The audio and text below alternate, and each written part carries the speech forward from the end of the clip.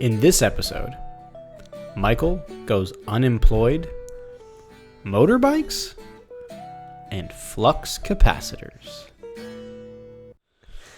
Welcome to episode 60 of the We Are Auto Show.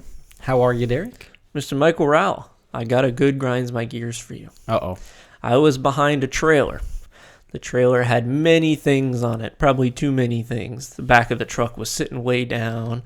There were things about to fall off, plywood and whatnot. Well, of course. But the thing that I didn't like about it, I had no problem with all of that, as long as it all stays on there, was the brake lights did not work. Yeah. That's a pickle. Have you ever been behind a vehicle? It can be a car or a trailer or something where the brake lights don't work. I have, and I can tell you, they're stopping in front of you, and then all of a sudden, you finally realize it at the last second going, oh, wait a minute. Yeah, they're stopping. You have to have good depth perception to figure that out. Yeah. And you have to be on top of your game to figure it out. Because if you're not paying attention, you're going for a Dukes of Hazzard ride over their trailer.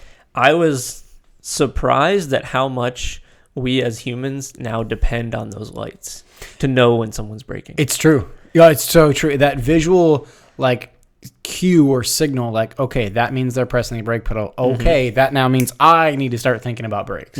We have been trained to look for the brake lights and not actually judge the depth anymore. It's pretty wild to think about. It is weird. So now that I have another idea, and I actually had this idea a long time ago, is why didn't they have it's basically I wish they would have, but I think I used this at one point. And why didn't they have brake lights that would either get brighter or dimmer based on how hard they were braking? I don't think you used this.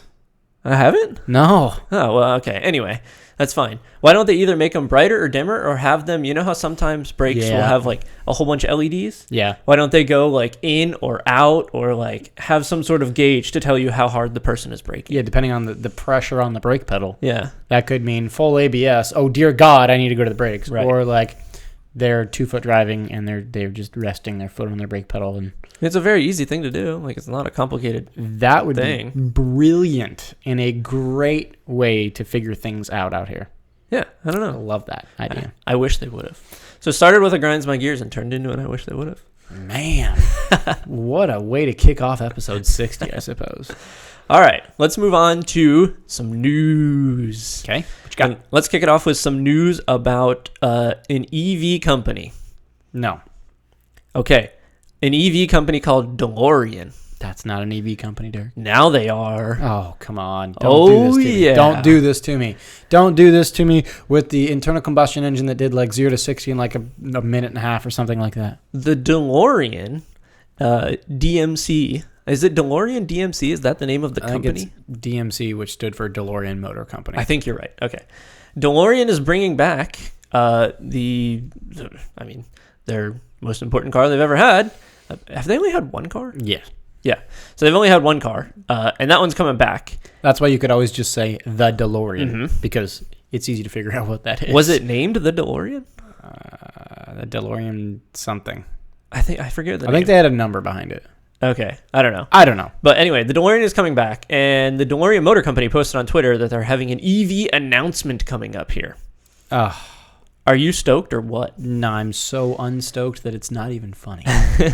I'm so unstoked about this. So I'll play you the little video, and they kind of just show a teaser of what it's going to look like, yada, yada. Okay. And they're saying that it's going to be coming back, and it's definitely going to be EV. Now, the original motor company, the DeLorean Motor Company, no longer exists.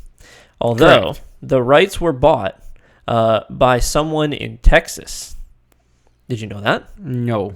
He was a former British engineer, Stephen Wyme or something like that. According to the rights of the DeLorean name, he bought the rights of the name back in 95. Oh, wow. So he's held on to it for a long time. He's held on to it for a long time. Now, the new DeLorean company... It was a DMC 12 is what it was. Oh, you're right. The DMC 12. Yes. The new DeLorean Motor Company is the one that he created, the one that he bought the rights for. He created a company and basically called it, it's called DeLorean. But he made it to be basically whoever supplies all the parts for the DMC 12s that are still out there. Okay. So he is effectively DeLorean, the company, because they're no longer around, and he's taken over all the parts and bought the rights to the name. So he's DeLorean. Yes, so he is DeLorean, and he says that he's coming out with an electric car, which I think is a good idea from a marketing perspective. Now, we've seen many cars do this. We've seen many manufacturers do this, right? The Mustang, To be honest, Mach-E. I actually think that that's the right move for them. I totally do. And from what I heard, it's going to be released here very soon. They did bring out a teaser, which is this shot right here. Because the whole point of DeLorean back in the day was to be futuristic. Mm-hmm. I kind of get it. With the flux capacitor. Do I want it? No, but I kind of get it. Right. So this is the teaser they brought out. There are apparently spy shots. I didn't pull those up because they seemed fake to me. They didn't seem real to me. And we're supposed to get like mid-August. They're going to actually release the car to the public. It's supposed to be at some show soon. So I think it's a good idea for them to do this. How they will do manufacturing is my question. Because if you're a fairly small facility in Texas and you want to pump out a lot of these cars, that's hard to do. Manufacturing is hard. It's very hard. Yeah. So we'll see how this goes, but I was actually kind of stoked and thought it was a great idea for effectively DeLorean Motor Company to come out with an electric car. You know, it's not a... Am I ever going to want one? No, but with the whole idea of DeLorean being so super futuristic and next level and all that, I kind of get where they're coming from. Although it would have been cool if they used some sort of weird propulsion device. The flux capacitor. Exactly. I mean, you know that they're going to set the marketing is going to be from 0 to 88. Oh, no, it has and it cannot be 0 to 60. It has to be 0 to 88. Right, and the speedometer should go to 88. I mean, it should have many references. If they do this correct and their marketing team is good, which, God, I hope it is, they could have so much fun with this. They could have so much fun. Could be legit. Yeah. I'm going to be honest. It could be pretty legit. We'll see how it goes. I suppose. So is there anything else? There is something else that I am not super stoked about. An EV? Whether it be EV or not, whether it's just a new tech, so to speak. Because I don't believe it's mentioned EV. Okay. But it is mentioned autonomous driving. Oh, you've piqued my interest. I have. I scrolled past this article and I was like, oh, wait, hold up. Whoa, pause, time out. So apparently there's some news that there's going to be some sort of patent from GM that is going to be using this autonomous tech to be teaching new drivers how to drive a motor vehicle. Okay, tell me more. All right, so apparently GM has filed a patent for some sort of like autonomous drivers training sort of tech that apparently they went through like the whole patent service and everything with the US. Yep. And since then they've announced that it's going to be using, instead of like a human, like, I don't know, me, right? Mm-hmm. They're going to have all sorts of sensors and things that evaluates and trains novice drivers using, and I'm going to quote here, various methods. Okay. Wow, various methods. You don't say, brother. Okay. So apparently this system can give greater control to the driver. So like as the driver gets better, it lets them do more things. I see. So like if the driver, according to their algorithms and systems and all this, if the code thinks that you've become a brilliant driver overnight, they'll let you turn the traction control off and do all sorts of stupid stuff. Okay. That's what I prefer to do. Yeah, that's what I prefer to do as well. But if you're 15 with a permit, first time ever driving a car, and then maybe it's dad that got in to help them set the car up, and then the car thinks dad's still driving, and then it lets everyone get everything, and then all of a sudden the kid gets back in the car, and now the car still thinks that dad's driving, and dad might be, I don't know, Mick Schumacher, and you know where I'm going with that. I don't think that this is a bad thing. I actually wonder why nobody did this a lot earlier. Because we have tutorials everywhere for everything. You basically teach people how to drive, but I do. Like if I open up a new app on my phone, it's like, hey, Derek, do you want to learn how to use this? Let's do this, then this, then this, then this, and now you know how to do it. Yeah, but driving's way more complex than that. I agree with that. but there's only so many inputs, and it's Yes, Yes, you have throttle, brake, steering, and if you have a manual, clutch. yeah. Right? But how does the car know that the driver is not seeing the tire carcass that has just blown off of the semi that is 8 cars ahead of you and everyone is swerving? Mm-hmm. It still feels like you could get someone in a car, go to a parking lot or a safe designated area or whatever, a skid pad for God's sakes, and just teach them this is this. I know you do this with students. I do. Yeah. And it's not fully automatable, but it seems like a step-by-step guide from a car that would start to unlock other features and tell you how to do things. It's a very reasonable thing to do. They're trying to make it fully autonomous. Oh, I know. Like, the thing is, like, apparently the system it's been so designed to like, as it's learning and evaluating the new driver, it's using this like combination of weird sensors and stuff that's built into the autonomous driving. Right. That's monitoring those inputs, right? So it's monitoring steering, braking, accelerating, that kind of stuff. And then apparently it gives some sort of a score, similar to kind of how I would rank a new student with braking, steering, accelerating. But my thing is like, I still just don't get it, because how can it give a score on a student making an unprotected left if it can't tell that, one, this is an unprotected left, if the car that's coming towards them is making a left and not going straight, if whatever the case it is? How can it give a score on navigating the third exit of a roundabout using correct signals and everything? Unless they're doing the Tesla computer vision stuff, they're not going to worry about the outside factors. And they're just going to worry about G-forces, braking inputs, spiking of, brake pressure and like all that kind of stuff, which is basically what the insurance companies use when they look at, your driving style and that little USB stick that they put in your car. True. So it seems like all this tech's been around. I wonder why just nobody's like wired up a tutorial for it yet, because that's what it sounds like to me is what's going on here. Now, I don't think that that's going to mean that like you're not going to have a job anymore, because the external factors are the hard part of driving. Well, correct. And that's why Tesla doesn't have full self-driving out to the masses yet. And like that, this only solves one of the problems, which seems to be a fairly easy one to solve. And the hard part is the one they haven't solved. But my question is, does this actually solve the problem though? Because humans are a silly thing. This is better than nothing, in my opinion. I would rather have somebody that's gone through this and at least has this training than no training. Well, yes, this training or standard driver's training. Yeah, I would rather take standard driver training, but the schools around here don't do that. What do you mean by that? I don't think that they do a normal standard driver training, do they? What do you mean? Our local schools don't do a tutorial on how to drive a car. Correct. I mean, we still go through things like, I don't know, how to go through a corner properly, brake, steer, accelerate. Yeah. Right. Eyes through the corner, that kind of stuff. Right. When you're teaching them, right? That's what I'm saying. I'm saying somebody who's never driven a car. Yeah. They get their permit, and like they need to go learn how to drive a car now. Not through whatever you're doing, not through you teaching them.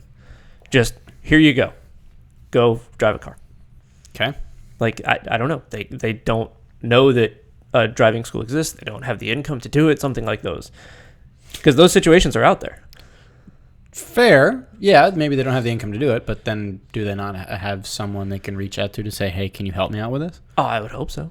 Because also, from my experience, a human won't know how to equate the score that's being given to, am I going too hard on the brakes too early or too hard too late, or am I going not hard enough? You gamify that. I just don't know if they're going to be. See, my beef with this, from a driving instructor's point of view, is that part of what I'm reading in this article makes me think that the article, like the author of this article, is like super stoked for this. And I just don't think the author of this article has any clue what goes into actually teaching someone how to drive a car. Likely not. But they are working for Car and Driver, so. But okay, how many people work? An editor for Car and Driver probably doesn't actually give two shits about cars, and he's literally just making money typing words out. You could be right. I'm could just be wrong, saying. but you could be right. I am like on the fence about this. I have the opinion that if nothing is the option, do it. Oh, okay. If zero option, Sure. Yeah, it sounds great. Gamify it, make it a tutorial car thing with all these sensors. No problem. That's great. But if you can actually get a human to teach you how to drive that knows what they're talking about, and that's a big but, then it's going to be way more valuable. But you could argue that in anything. Well, fair. Right? Fair. In sports and anything you do, basically. That's fair. Yeah. It's interesting. I also think that this will come out and Tesla will do one update and have it all sorted out. Because they have all the sensors there, they have the computer vision there, everything is all set up. They just need to wire it all together and gamify it and like give you a score. Okay. But then it makes me think, are you now thinking too much about improving your score or just actually improving your driving? If improving your score, gamifying it, improves your driving. I get where you're going, but I just don't know if that'll take the focus off actually learning to drive. And I understand gamifying something means as you progress in this skill, you're getting a better score. I just don't know if that's going to actually put into reality just how dangerous it can be if you're not paying attention. For the average person, I don't have a problem with gamifying it. And you see it in fitness all the time, right? People really want to get their steps reached for the day. Great. It's not going to hurt anything. It's just going to help your health. In theory. Yeah. In theory. I guess we're going to find out more as this comes out. There hasn't been any official timeline released yet. No, and this being a patent, odds are actually never sees the light of day anyway. I hope not. So, yeah. All right, so now let's get into some news that I am super stoked about. Okay. So there is my favorite brand, Porsche, is bringing back a gathering of, how do I put this? Ecstasy and bliss for the Porsche nerd, Porsche file like myself. Oh boy. So Porsche celebrates things with something called Rennsport Reunion. Rennsport. Rennsport Reunion, it's actually Rennsport Reunion 7 is now going to be happening. So Rennsport Reunion is coming back, and it's coming back in 2023, which I'm super stoked about. Pretty much as soon as they officially announce where and when this is, I will be buying a ticket, and I will be going and having my Porsche Fest and all of this loveliness of Porsche brand around So I believe that Rennsport in German, or in English, it's a German word, stands for racing. It does, yes. Yes, so this is a racing reunion for Porsche. Yep. And I believe that the last one happened in Laguna Seca a while ago. Correct. Last one was in 2018 at Laguna Seca. And they always do these kind of hush-hush around a date of significance or importance. So they don't ever like super announce that it's like we're celebrating Porsche's 50 years or whatever the case it is, but it's always near a particular date of importance. And I don't remember off the top of my head what the particular date of importance is, but we will find out. Oh boy, so you're going to go hang out with all the Porsche files. I don't care where it is. I'm going. Okay. They have every legendary Porsche race car that ever comes out. Porsche 917. Yes, they have Porsche 959 comes out. The Porsche RS Spyder that I remember watching once when I was a kid at Sebring. They bring out all the old vintage 911s. Literally all of the unbelievably incredible, iconic, legendary, historic. What other adjective would you like me to use to describe them? You've added too many. Amazing Porsche cars ever come out. They did one year where they cut a GT3 RS in half and did half real production GT3 RS, half Lego GT3 RS.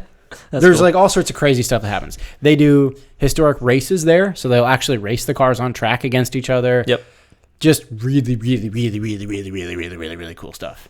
Do we know where and when yet? So they haven't announced where and when officially. They have just said it's going to be in 2023. They haven't like announced the official theme yet, but they have had them in places such as Daytona, Lime Rock, and Laguna Seca, which we know of. If it's in Florida, I'll go with you. If it's outside of Florida, what if it's at Road Atlanta? Okay, I could probably do that. Okay, that'd just be a weekend trip, probably. Yep. Yeah. I'm going. Either way, I don't know. I don't care. I'm going. It's It's the Porsche event that I've always wanted to go to. Yeah, and I like that they do it not year to year to year. I like that it's a once in a while kind of thing. Mm-hmm. I think that that's the good way to do it. Yeah, because you can see even like on some of the posters from them, they're like 2007, 2015, Right. 2018. Like they're not all just like back to back to back to back to back to back to back. Yep, I prefer that much more. I think that the Olympics does it right. Like the World Cup is every 2 years or every 4 years. Yeah, It just makes it more special. it does. It makes it feel much more special. I'm just That's cool. over the moon excited that this is happening. And as soon as they tell us when and where, I will definitely be going. All for right. sure. Sounds fantastic. Yeah. So, shall we move on? We shall move on. Okay. So there's some other cool tech. I know you're not a fan of tech usually. Oh, tech. You're Mr. Dinosaur. Oh, tech. But there's some cool tech out of Bose. I don't even use an electronic watch. No, you do not. It's because you're an old man. That's okay though. Coming out of Bose, the speaker company. Oh, Bose. They are partnering with cars, and they're going to give you seat-centric localized sound tech. Well, I know they make a jolly good speaker. They do make a jolly good speaker. And I actually let you test some Bose headphones right before this. You did. So let's chat about this, because seat-centric localized sound tech, what does that mean to you? Seat-centric localized sound tech. So that, in my brain, that means that every seat has their own sound. You're right. In theory, right? Every speaker or every seat will essentially have its own sound around it. But how does that keep it from bleeding into the other seats? Well, I guess in the front seat, Bose is going to use ultra near field speakers in the headrests in concert with speakers in the doors and the dash and the roof to project sound directly into each person's ear. So it's going to be more like almost like a Bluetooth headset in your headrest. Yes. Versus coming out of like the doors and stuff. It's going to be a series of speakers mounted in certain areas to project sound around your ears. Yes. And this is actually super cool tech. The headphones that I allowed you to use right before this, they did a pretty good job at noise cancellation, didn't they? They're legit. Yeah. If I wasn't looking at you, right, I would have had no idea you were speaking to me. Yes. Hopefully they can nail it to that point. They're saying that they're going to use the speakers behind your ears to do modified noise canceling software, kind of like the headphones that I have there. And they're supposed to be able to cancel out the majority of the noise around the driver. Interesting. Or the passenger. And in theory, you could put this in the back seats as well, and you could have this be every seat. So I already see a safety concern there. Okay. You're driving down the road. Mm-hmm. What about an ambulance's sirens? Yeah. So what about a car honking? I think if you do the software correctly, you should be able to pick up on the cues of certain audio pieces, right? Okay. Of sirens or other things. And in theory, they're definitely going to have mics on the exterior and the interior of the car, because you're going to want to noise cancel out. And to do noise canceling, you need to figure out what the audio wave looks like coming into your ear and do the opposite of it. Oh, okay. It's like the pitch opposite that makes thing. Sense.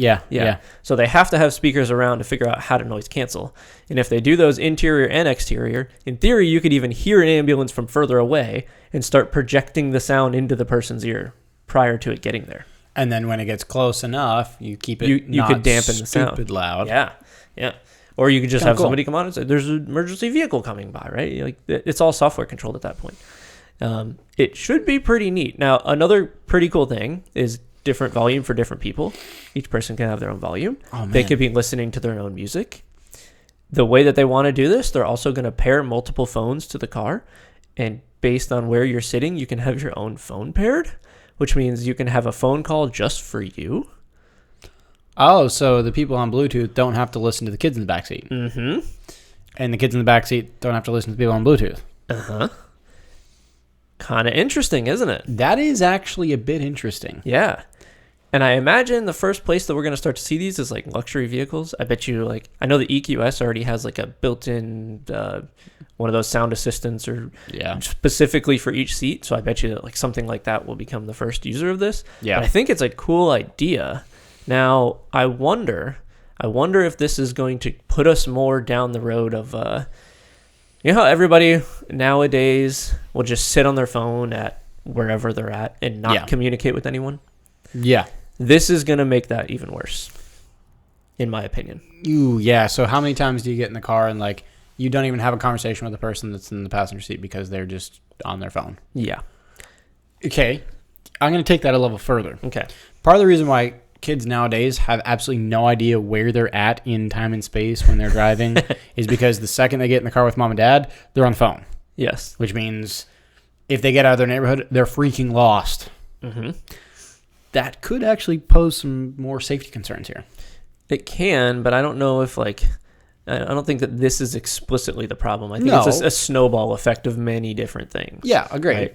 And I don't know if even having this or removing this makes a difference in that. Agreed. I don't think it helps, but it continues the snowball down the path. But yeah, you see my point. Yeah, I get your point. I don't know. It could be kind of cool. Like some people just want to get away when they're driving and just want to listen to their own jams. And sometimes I don't want to listen to the music the other people are listening to in the car. Sometimes I want to hear the engine note. Generally, I don't really care. But I guess it would be great to not have to listen to somebody blabber on with their parents about some random stuff that I don't care about. I don't know. Positives and negatives to all of this. I agree. There is some good and some bad with this. Mm-hmm. Regardless, it's cool technology. It is cool tech. It definitely is. Even me can fully admit that it is interesting tech, like how they're doing it. Mm-hmm. And I'm not surprised that it's coming out of Bose because I will say their headphones are very good. I mean, if you think about sound, a company that deals with sound, who do you think about? Yeah, Bose. You think about Bose, right? So, pretty legit. Can dig it. Mm-hmm. Hoping that it comes to more cars. We'll see what ends up happening with it. But it's cool stuff. We're going to find out. Cool stuff. All right, so let's move on to some racing news. Okay. There's two things I want to chat about. Okay. Do you want to start out with first dirt racing or motorcycle racing? Which would you prefer? So the good old boy inside me wants to start with dirt racing. Okay. All right. Let's talk about NASCAR. All right. NASCAR was at Bristol this past weekend. Okay. Did you know that Bristol, they, for a certain amount of time throughout the year, will lay down dirt on the track? I actually did know that. Yeah, I believe that it was last year they raced in dirt at Bristol, right? I like that. Yeah, I think that's cool. But this year at Bristol was the first time the new cars were at Bristol. Ooh. Yeah, so that made it a little spicy. And how did that go? A lot of drivers were complaining prior to the event.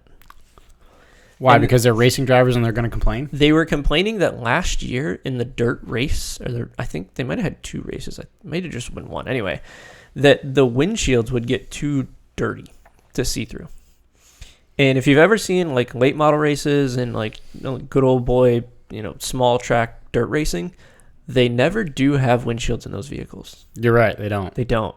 They have tear-offs on the visors. Mm-hmm. And they just let the mud hit the tear-off, and they tear off during caution or whenever they need to. And the NASCAR drivers were not stoked that they didn't have a way to tear off in the middle of a green flag run. And I kind of see where they're coming from.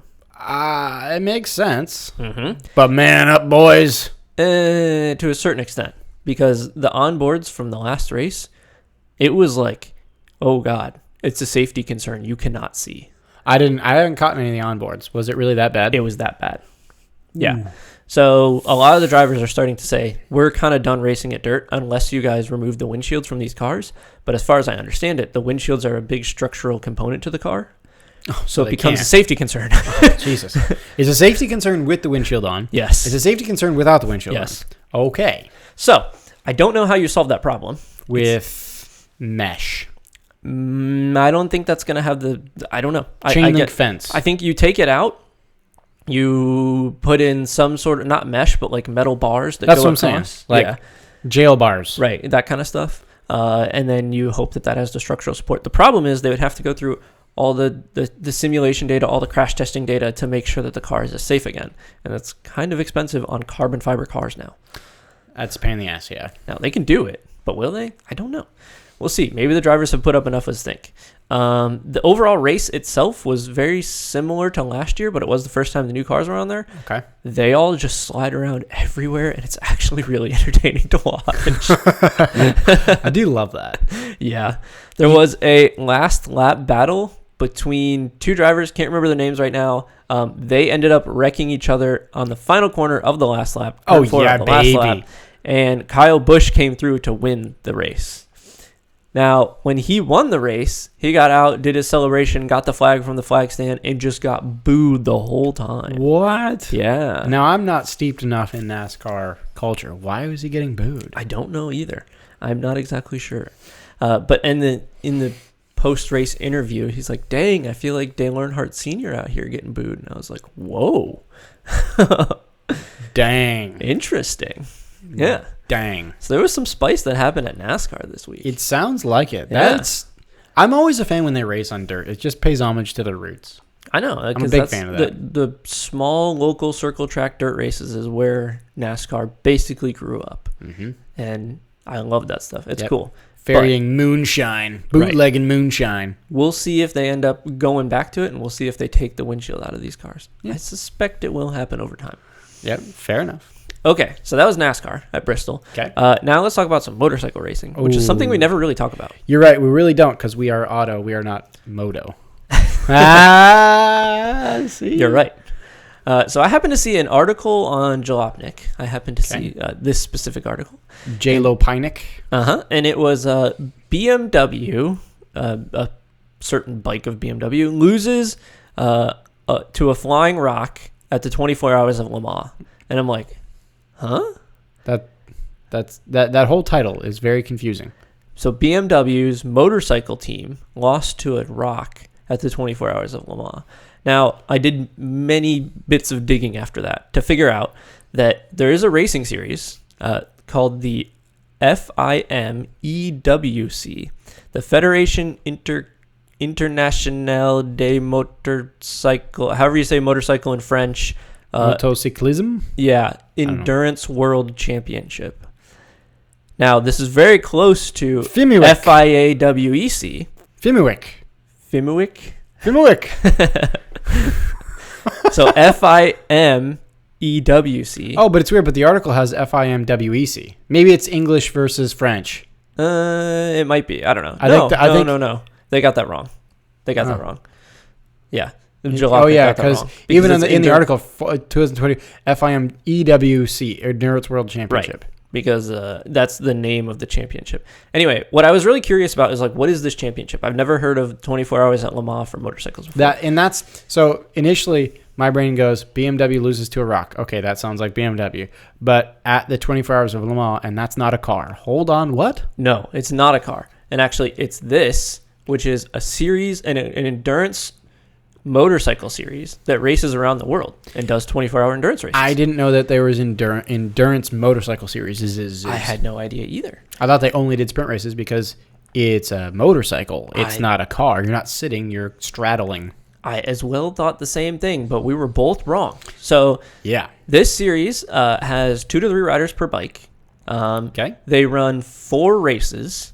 The 4 races are the 24 Le Mans. That's the first race of the season. Yep. They then run the 24 Hours at Spa. Yep. So these are big, proper racetracks. Those are. Very Could cool. you imagine a bike at Spa going down Eau Rouge and up Radillon? No way. That seems mental to me. No way, man. Then they run 8 hours at Suzuka, so in Japan. Yeah. And then they run 24 hours at the Circuit Paul Ricard. Yeah, in France. In France, yes. So they actually do run these bikes for 24 hours, which I had no idea was a thing. That's nuts. I didn't know that existed. No, and it's pretty cool. They actually have different colored armbands for each of the riders. Huh. And you can only have up to 2 to 3 riders per bike, which is pretty cool. I think you can have a 4th rider that can do qualifying and practices for you, but can't actually run in the race. Interesting. It's like so you can bring a ringer in to get you higher up in quali, but you can't race them. Qualifying's kind of weird because apparently they take the average time across your 3 to 4 drivers. What? So it's not like you go out there, set a flying lap, and that's your qualifying time. So everyone that's setting laps has to be hustling the whole time. Whoa. And I'm sure that there's a minimum laps that you must do. It's kind of weird, but also kind of cool. That's like wild. A cool twist on things. I can kind of dig that. Because it means you have to have a well-rounded team. Mm-hmm. Now I'm sure that these like bikes that they're racing on are like the crazy tech. Yeah, I'm sure the craziest carbon fiber you can imagine going on those things. Just the lightest, wildest. Look at the guys dropping a knee like that. Jeez Louise. He's got an elbow down. He's got his elbow on the ground. Oh, yeah. Yeah. I mean, these guys are nuts. But it was super, super cool to like do a little bit of research and learn that there is actually a series that does race endurance motorcycles. That's pretty cool. Yeah. I had no idea endurance motorcycle racing was a thing. I didn't know that either. And me and you know racing. Yeah, that's kind of what we do when we're not working. At least sports car stuff. We know very well. Yeah. But Motorcycles, I don't know too much about, and that's pretty cool. That is actually really cool. Yeah. So that's all the motorsports news I had to chat about. It does sound like BMW is being standard BMW even in motorcycles. Yes. But I will tell you, the BMW motorcycle looks better than the BMW car. It does. It doesn't have the big snout nose. Yeah, correct. There's no room for it. Correct. Or else it would be there. It would just be on the driver. No, rider, I suppose. It would be the rider. You're right. Yes. So you mentioned it grinds my gears earlier. Mm-hmm. And it got me thinking. Oh, boy. So I got another grinds my gears for you. Okay. What grinds my gears is people that don't turn into their correct lane. Don't turn it. What do you mean by that? So, Derek, let me ask you a question. To answer your question, I'll ask you a question. Sounds good. When you make a right, what lane do you turn into? When I make a right, I turn into the furthest lane away from the apex I possibly can. Yeah, so you're tracking out. Yes. Clip the apex. Yes. And on of the course, gas, use as accelerate much up. road as possible, especially coming in, clip the apex, track out. Yeah, you know the drill. Yeah, Yeah. I know the drill. If you're at somewhere like, I don't know, Sebring, Daytona Road, Atlanta, Laguna Seca, hell, even Long Beach, right? But what about when you're just making a right like you're going to your parents' house? Yeah. Yeah, right. All right, fine. You stay in the right lane. There you go. Thank Anyway. you turn to your correct lane, right? Yeah. You go to the right lane, right? Mm-hmm. Left, you go to the, I don't know, left lane. Or if it's a double, you stay in the lane you're in. Yes. Correct. Anyway. Yes. What grinds my gears is people that don't do that. Okay. Yes, this does happen a lot. And if you're not going to go to your correct lane, at least signal halfway through your turn that like, hey, I'm bugging all the way out. So if you're turning hard left and you want to get into the next lane, you put your right signal on, middle of the turn? Yeah, 3/4 of the way through. Okay. Because at that point, it's like, all right, my intent is to go over here. Yep. It's people that just like wander through their turn, and they're just kind of wandering on the exit of the turn. If there's no one else in the other lane, do you still have a problem with it? Me? Yeah. Okay. Do things properly or don't do them at all. Because there are certain roads around us that I will wander into another lane to get the more speed through the corner because I know I got to pinch the end of the corner off because the lane is like striped wrong or something like that. Yeah. But I explicitly know that there's no one next to me. Yes. But the Or way I around think me. about it is the only time that you don't go to your correct lane is like if you're making an immediate opposite direction turn. If you're making a left followed by an immediate right, then yeah, get all the way over. Okay. But if you're not making an immediate opposite direction turn, go to your correct lane, you dummy, and then just figure yourself out down there. You would fail the driver's test if you did that, right? Well, driver's test doesn't even make you do that. Oh, at least in Florida. Correct. Oh my God. Never But, mind. Yeah, go to your correct lane. That's my grinds my gears. Okay. It just annoys me. Especially because you go to make your turn and you can watch the car behind you just completely just wandering everywhere. And you're like, okay, well, I was going to do a lane change, but now I can't because you're just a jackass. Do you have a problem when it's somebody that has a BRZ and they do hit the apex and they do track all the way out and they carry the speed through the corner? Yes, they carry all 18 miles an hour. Flying. Yes. And Still have a problem with it? you're at red line flying. If you can't hold your line through your proper lane, All right. I don't know. If it's a sports car and I see them driving it like it's properly a sports car. well, yeah, but with traffic, like, come on. Yeah, most of the time it's an Ultima. I know. I understand. Exactly. And you have a problem with that. That's completely reasonable. But okay, yeah. That's my grinds by gears. Okay. That's an understandable one. thinking. That is an understandable one. But I've been out and about, Okay. and I have seen some things. Mm-hmm. Some illegal turns. So I've seen some illegal turns. Mhm. I've seen some BMWs without turn signals. I've seen some beat up Ultimas, as you know. They never come with them. But I think it's time to get into some car spots. Okay, let's do it. So, a couple of car spots for you. Mm-hmm. First one I saw was, this was just a great afternoon. My wife and I went to go watch sunset at the beach. On the way out to the beach, we were going down a road here, and I could hear very far away, like honestly 10 to 20 cars away. Mm-hmm. I could hear something loud. Something loud. And I could hear something loud and good. And good. More specifically. And as soon as I heard it, I had to kind of find out what it was. Mm-hmm. You know, that's just how we do it, right? Mm-hmm. So I immediately kind of put my foot down a bit and immediately proceeded to figure out what the hell am I listening to? And it was a beautiful Lamborghini Aventador S with Yes. a highly modified exhaust. Oh. And we've seen this car around a bunch. It is one of my favorite Lamborghinis around. Mhm. It has a couple of stickers on the back that says "Student driver, please be patient," and it also has a sticker that says "Identify as a Tesla." It's great. Dude has a great sense of humor. And he's a huge car guy. I have seen that. But the naturally aspirated V12 in that with this exhaust honestly sounded like an old F1 car. Ooh. It was screaming. Yes. And I just kind of followed him down the road, just listening to this gorgeous symphony of naturally aspirated V12 screaming. You cannot go wrong with that. Oh my God, it was to die for. So that's definitely making my spine leak just because of the auditory bliss. Mm-hmm. Oh, I would have Bose pump that sound into my car if I could. That'd be great. But yeah, that's one of my spots. And then what was funny was this was a night of V12s because as soon as I turned away, we both kind of peeled off. An Aston Martin DBS popped up right behind me. Yes. I forgot that happened because I looked up. I made my next right, and as soon as I made my right, I looked up. I was like, oh, well, hello there. I went from one V12 to another. The older I get, the more I like Astons. I don't know why. And what's really funny is the V12 that was in the DBS was so quiet. Okay. So I went from, and it's funny, my wife and I actually had this conversation. I was like, okay, we just saw two V12s. Which one, what do you think?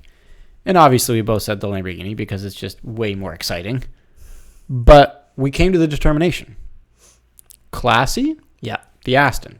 Right. It's beautiful. Yes. And I said it that way for a reason because it is absolutely stunningly gorgeous. It's beautiful, right? But if you want to have a little fun in life, A little. you go with a Lamborghini. If you want to be the dead center of attention at every Not that you want to stoplight. be the dead center of attention, but if you want to have fun with life, If you have a straight the pipe Lamborghini V12, that's pretty much yes. The Lamborghini, you are the center of to attention. me. The Lamborghini had a sense of humor, character about it. Oh, yeah. Whereas the Aston was just kind of like, look at me, I'm a boring little businessman. I must get to work. I've made good stock trades, and I'm comfortably going to work now, and I just want a nice quiet ride in my pretty looking car. Whereas the Lamborghini was like, okay, I'm gonna have some fun here. No, I think that the Aston is, I am going to work, but if I turn off that exhaust valve and I turn off traction control, I become the hooligan that the Lamborghini is. I don't want to not ever be that hooligan though. What? I don't want to turn the hooligan That's the difference off. between me and you. I don't want to not be the hooligan. The hooligan just looks like more fun. No, I can never be the center of attention the whole time. It's not that I'm trying to be the center of attention. I'm just trying to have fun. If you have a straight piped V12 Lambo, you are trying to be the center of attention the whole time. In your Because you wouldn't straight pipe it if you didn't want it to well, be. maybe you just love the sound of it, and you just want to listen to it all the time. Everybody loves the sound of it. Yes, well, I want to hear it all the time. Except for all the people who have Ultimas and our grandmas. They don't actually love the sound of it. They hate it. Well, I don't care about them. And that's why you want to be the center of attention. No, I know. I just want to have fun. All right. You can have fun with the Aston. Well, sure you can, but you can have boring fun with it. And you would open the garage door and you would go, yes. And I would open the garage door to the Lambo and go, yes. No. as well. You would see a disco ball and you'd just be, that's what it would be. Is that your take? Yes, that's You what just it would be. Fist pumping like a champ. Uh-huh. Just straight to Jersey Shore. I still Would you rather have class or be in Jersey Shore all the time, just fist pumping? neither. No. But But I those are the want two a options. but I want a straight pipe V12, so maybe I guess I'm Jersey Shore. You could straight pipe V12 the Aston. but it and won't wouldn't sound like that. No, it wouldn't sound like that. That's what I'm saying. But it wouldn't sound but it bad. sounds so much better with that. The Lambo is just so much. He just sounds. You go to an F1 race, an old F1 race, to listen to the V10s howl, right? Yeah, and I wanted to listen to this Lambo V12 howl everywhere I went, whether I'm going to the grocery store to get a gallon of milk. I don't care. I want it to scream at me and say, "Don't you remember the good old days? Don't you just remember the good old days?" Every single time you get in the car and you turn it on. And I was actually talking to the owner as well.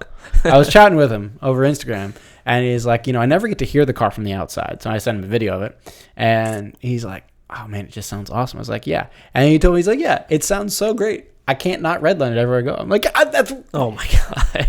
if I had the car, I would be at redline every single place I went. I don't care if I'm doing 12 miles an hour. I will be at redline. I don't care."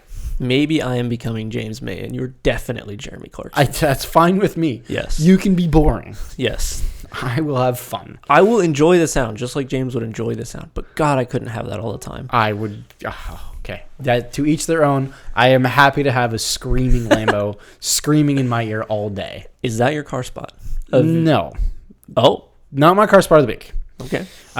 One more thing I did see that is just pure class is the quintessential Ferrari. Red 458 with a tan interior. It's just perfect. I mean, yeah. It's just perfect. Yeah. Right? It's just pretty. Would argue the 430 is, but that's okay. We'll save that argument for later. But that's not my spot of the week either. Okay. My spot of the week goes to something much more different and much slower than all of them. You piqued my interest. Yes. Mr. Slow. Yes. So my spot of the week goes to something that has kind of fell off into the history books of the world that has been forgotten by many. And it's a Mitsubishi. Okay. A Mitsubishi is making my spot of the week. What is it? A Mitsubishi Eclipse GSX. The Eclipse. So we all know of the Eclipse. Yeah, the Eclipse is not... The most recent generation of the Eclipse was a third generation Eclipse, which was the early 2000s. And it was a piece of utter, complete shit. Yeah, it was horrible. Yeah. The other Eclipse that we all know and love came from the original Fast and the Furious. Okay. Paul Walker had an Eclipse in that. Yep. And that's where a lot of car guys got their initial start, was seeing that Eclipse. And while, yes, it was very Fast and Furious, modded out and underglow and all this, that never made me super happy and looking good. I mean, I was excited about it because it was new and exciting and different, right? Yep. But when you see a clean, tastefully modified one that's not all bright green and all this, it is very good. It is. I saw an Eclipse GSX as my car spot of the week. Okay. And it's making my spot of the week because when's the last time you saw an Eclipse? And B, well, that last Eclipse you saw, was it a GSX? Probably not. No. And C, was it even slightly clean at all? No. Correct. No, they're super rare. So the one I saw isn't the exact one on screen, because that's just one I found on the interwebs, but it is a beautiful spec. And it's just, I miss this car so much. I love the Eclipse GSX. This is, yeah, compared to the newest Eclipse, this is like 1,000,000% better. Yeah, a number doesn't go high enough to include. Everybody can agree on that. But this really gives me Supra vibes. From this angle specifically, it kind of does. Supra vibes. It kind of has like baby Supra. Yeah, and it's not a bad thing. No. Like, it has that. To me, you want to know what it reminds me of? What? A sportier Supra. Yeah. Like a Supra to me looks more like a Grand Tourer. Right. This looks more like a sporty Supra. Mm-hmm. And a Supra's not a not sporty car, obviously. What did they spec it in? Do you remember? It was, I believe it was white or silver that I saw. Okay. It was a lighter color. Okay. I saw it on the others. So I saw it quickly going by, and I could tell by the wing. And then I quickly glanced and saw the GSX badging when I caught back up to it later. That's cool. But God, I miss this car. Yeah. Rare to see these well kept. Yeah, rare to see them well kept. A couple specs on the GSX that, because a lot of people don't know what the GSX is. I don't know too much about it. A lot of people, and this is one of those things where if you didn't know about it, well, if you know, you know. Yeah. If you didn't know about it, it was just an Eclipse, and it was like, oh, okay, yeah, cool, whatever.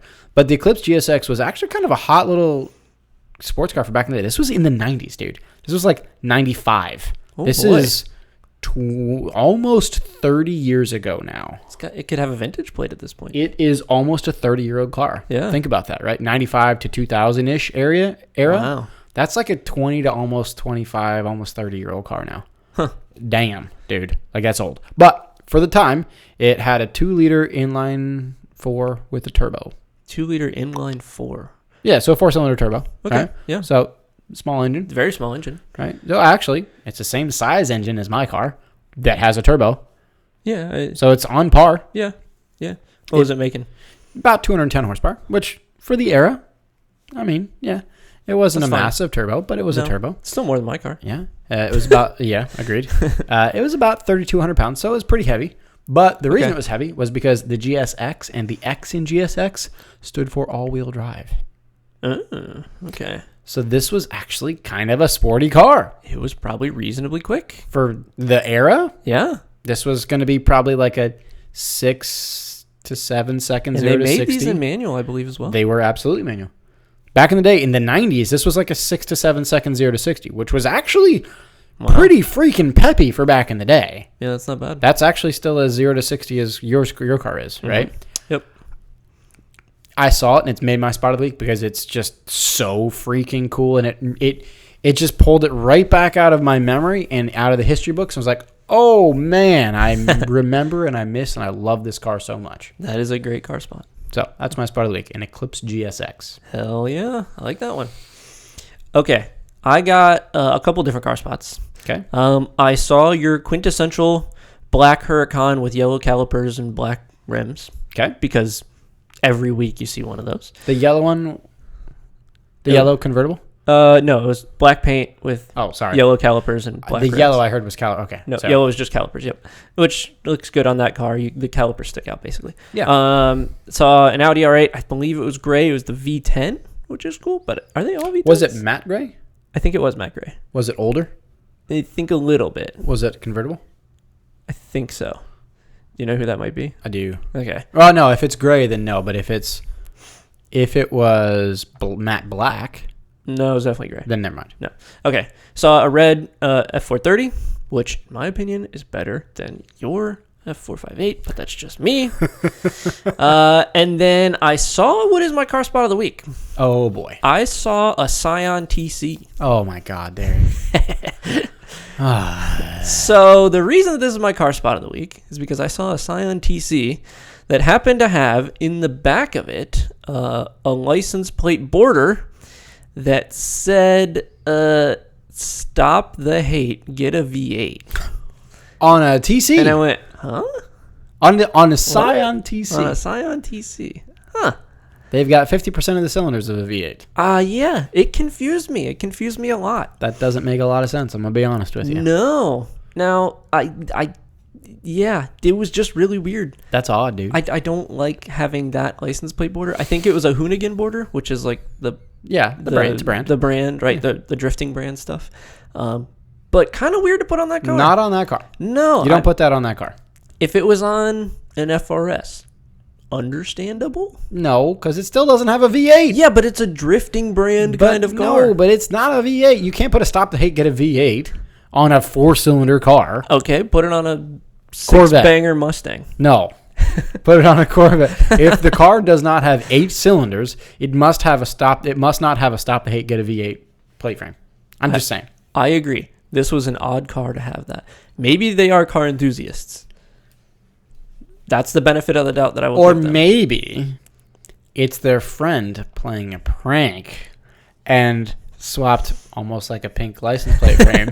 I see where this is going. Might have done that to you. Might have done that to you in your work car. It's a good time. Maybe. You might have. 'Twas a good time. I have not forgotten, Derek. I hope that this is the wife's car and the husband has like a Hellcat or something. That would be great. Yeah. I don't know, though. I doubt it, though. Yeah. I'm going to be honest. I highly doubt I'm in the same camp as you. So that was my car spot of the week. And I will probably never have a car spot of the week be a Scion TC ever again. And I will probably never have a car spot of the week be a Mitsubishi again. Yeah. So we had Maseratis last week, and now we have a Scion and a Mitsubishi. Man, what a stark contrast we've got there. Yeah. Dear God. Yeah. Oof. All right. Let's wrap this show up with the I Wish They Would've. Okay. I have a good one. All right. When I was looking into the motorcycle racing that we talked about, they showed a clip of them doing the start of the 24 of Le Mans. And the clip was of panning down the front straight at Le Mans. And you saw the drivers lined up on the right side and the bikes lined up on the left side of the track. I think I know And where he you're going waved with the green flag and they all sprinted across and jumped on the bike and got going. Yes. It's the Le Mans start. As soon as you said one side or the other, you can just tell where that's going. So I wish that they would bring the Le Mans start back. Yeah, baby. I don't think it'll ever happen in sports cars again. That sucks. It does. But I understand why they do it for motorcycles. Because you don't have all the belts and stuff. You don't have all the belts. You don't have the roll cage that you have to like climb yourself around. And I bet you the bikes are already running. I know that there was guys that were holding the bikes up So basically all they had to do was get on, and go. hit the gas and go, and dump the clutch and go, right? Yeah. It was cool. It was cool to see a proper Le Mans start back at Le Mans. Yeah. And I wish that they would do that in sports cars. And I think that they do a heritage thing where they let the drivers run across and get in the cars, and then they kind of just say, oh, we're going to belt you in. It's still going to take 20 minutes. But it's not the same. It's not the same at all. It's not the same. No. I like it. I wish it would have. Yeah. I do, as well as you, wish they would still do a Le Mans start. A Le Mans start, which is where the drivers are on the other side of the track, and they run to the cars, and they get in the car, and belt up as quickly as they can, and then drive off as fast as they can. Part of the race. And that's how it starts. Part of the race. Now, it was dangerous, and that's why they stopped doing it, because drivers wouldn't belt up, and they'd get killed and thrown around the cars. But safety third. yeah, it was cool to see. I love that. I wish they would have, for sure. So what do you have? All right, so my I wish they would have goes to my car spot of the week. Probably saw this coming, but my I wish they would have is that I wish Mitsubishi would make a cool car again. Namely, the Eclipse GSX. But I wish they would at least make a cool car again. Yeah, they don't really have anything cool right now. Not anything. They don't even make the Evo anymore. The Evo, they don't make it, which was the last cool car that they made. They made, let's see, in terms of cool cars, they made the Evo. The Lancer Evolution. End. So right now they have an Outlander, an Eclipse Cross, which isn't an Eclipse. No, it's an SUV. Outlander Sport, a Mirage, which is like their tiny little car. Oh, I hate those. And that's it. Oh. That's it. They have nothing interesting in the I wish lineup. Mitsubishi would make a cool car again. Just period. Really, I wish that would make the Eclipse GSX again. But at this point, just make a freaking cool car again. I just wish Mitsubishi would make a decent car. Can you still buy Mitsubishis here in America? Yeah, I think so. Are there Mitsubishi? Yeah, there are Mitsubishi dealers around here. How anyone would ever come to the conclusion to buy a new Mitsubishi what was is beyond the brand that left America somewhat recently? It wasn't Saturn. It was there's a brand like Mitsubishi that left recently. I know Scion went under. They got rebranded. I can't remember who it was. It was probably 10 years ago they left. No idea. Don't worry about it. Anyway. Daewoo? No. Yeah, actually, it could be Daewoo. Daewoo? Yeah. What is Daewoo? All right. So now we get a little tangent here. Huh. I've never heard of the brand Daewoo. Yeah. Is this like an Indian thing? Yeah, no. Let's go. Daewoo Motors. How do you spell it? Daewoo. Apparently, it was a South Korean company. It was established in 1937. Let's see. It was a GM brand at one point, and now it's GM Korea, and they made pieces of shit. Whoa. I think at one point on Top Gear, I think one of the stars in the reasonably priced cars, I think one of the cars was a Daewoo. Yeah, I've never heard of Daewoo before. That's kind of crazy. Daewoo. Huh. So, yeah, there's that, right? No, it definitely was not that. There was another car company. I can't remember the name of it. Maybe we'll intro the next episode with the car company that... Oh, Suzuki! Oh, okay, Suzuki. Suzuki was the car company. There you go. Yeah, they left the U.S. recently. I didn't know that. Yeah. And I don't pay any attention to Suzuki unless it's a motorcycle. I think that they kind of fit in that category of like Mitsubishi, Suzuki. They're kind of both not great. Like, I wish they would have. I wish Mitsubishi would make a cool car again. End. It's a good one. That's a good one. Yeah. So, I guess that's going to wrap us up then, isn't it? I think that does. All right, so that's going to finish us up for episode 60. Thank you all so much for watching on YouTube and listening on audio, wherever you're listening to us. If you're watching on YouTube, make sure you hit the subscribe button and leave us a thumbs up and drop a comment. Would love to interact with you there.